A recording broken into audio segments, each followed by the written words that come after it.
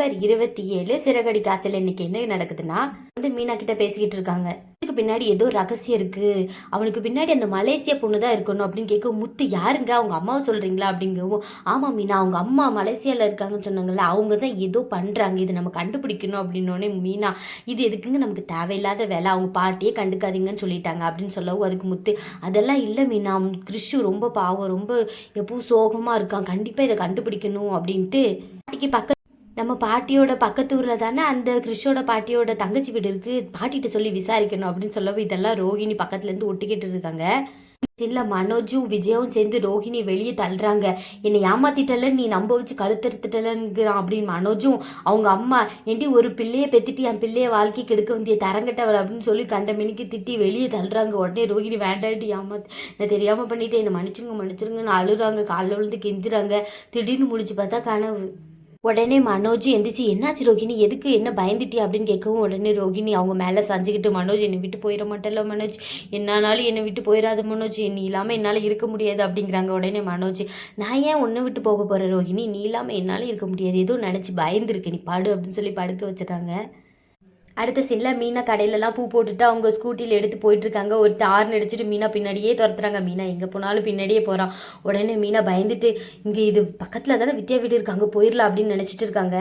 பார்த்தா வித்யா வீட்டில் ரோஹிணியும் வித்யாவும் காஃபி குடிச்சிட்டு இருக்காங்க. அப்போ வித்யா முத்துவோட ஃபோன் எடுத்துட்டு, ஆஹா என்ன அழகான ஜோடி, எவ்வளோ அழகான ரொமான்ஸ், என்ன அழகான காதல் அப்படின்னு அவங்களோட வீடியோஸை பார்த்துட்டு இருக்காங்க. உடனே ரோஹிணி, இது முத்துவோட ஃபோன் தானே, இதை வச்சு பார்த்துட்டு இருக்கேன், மீனா வந்துட்டு இருந்தா நீ இப்படி வீடியோ வச்சு பார்த்துட்டு இருந்தா என் நிலமை என்ன ஆகுறது, அப்புறம் நான் தான் வீடியோ எடுத்து கொடுத்தேன்னு எல்லாம் தெரிஞ்சிடும் அவளுக்கு. வித்யா, அதெல்லாம் ஒன்றும் இல்லை, இவங்க எவ்வளோ ஜோடியாக கப்பலாக இருக்காங்க, இதை பார்த்தா எனக்கும் இதே மாதிரி வாழணும் ஆசை இருக்குல்ல அப்படிங்கிறாங்க. உடனே ரோஹிணி விட்டு போடுதாங்க, இவங்க கப்பலை பார்த்து என்னையே கப்பலாக வாழ விடாமல் ஆக்கிறாத நீ, கம்பெனிக்கு பக்கத்தில் தானே பீச் இருக்குது, அங்கே தூக்கி போட்டுரு இது அப்படிங்கிறாங்க. வித்யாவும் சரி போட்டுறேன் அப்படின்னு சொல்லிட்டு இப்போதைக்கு நான் இதை பார்க்குறேன் அப்படின்னு பார்த்துட்டு இருக்காங்க. அப்போ பார்த்து கரெக்டாக அவங்க டோரை தட்டுற சவுண்டு கேட்க உடனே வித்யா, இப்போ பாரு, இப்போ மீனா தான் வந்து இதை ஃபோனை கேட்க வந்திருப்பா, நீ நினச்சிருப்பியே அப்படின்னு சொல்லிக்கிட்டே டோர் ஓப்பன் பண்ணுறாங்க. அங்கே மீனா பதட்டமாக வந்து நிற்கிறாங்க. அதுக்கப்புறமா ரோஹிணி மீனா கிட்ட போய், என்னாச்சு மீனா, ஏன் இப்படி பதட்டமாக இருக்கீங்க அப்படின்னு கேட்கும். அதுக்கு மீனா, என்ன ஒருத்தர் ஃபாலோ பண்ணிட்டு வரான், அடிக்கடி நான் பார்த்துருக்கேன், இன்றைக்கி என்னென்னா ரொம்ப தூரம் என்னை ஃபாலோ பண்ணிட்டு வந்தா, அதான் வித்யா வீடு இங்கே இருக்குன்னு நான் வந்தேன் அப்படின்னு சொல்ல ரோஹிணி, உங்களை ஃபாலோ பண்ணிட்டு வரேன், நான் யார் அவன் அப்படின்னு எட்டி பார்த்தா அங்கே ஒருத்தருமே இல்லை. உடனே வித்யா, அங்கே யாருமே இல்லை, நீங்கள் அங்கேருந்தே ஃபோன் பண்ணியிருந்தேன் நாங்கள் வந்திருப்போம்ல அப்படின்னு சொல்லுவோம். அதுக்கு மீனா, இல்லை நான் பதட்டத்தில் இங்கே வந்துட்டேன், கிளம்புறேன் வந்தால் போயிட்டானே அப்படின்னு சொல்லுவோம். அதுக்கு வித்யா, இல்லை இருங்க தண்ணி குடிச்சிட்டு போங்க, ரொம்ப பதட்டமாக இருக்கீங்க அப்படின்னு சொல்லிட்டு அவங்கள உட்கார வச்ச சோஃபாக்கு பக்கத்துலேயே ஃபோனை வச்சுட்டு போகிறாங்க. உடனே ரோஹிணி கண்ணை கட்டுறாங்க, அங்கே ஃபோன் இருக்குது அப்படின்னு. ரோஹிணி உடனே மீனா தண்ணியை கொடுக்கவும், ரோஹிணி நான் வாங்கிக்கிறேன்னு அந்த கிளாஸை வாங்குறாங்க.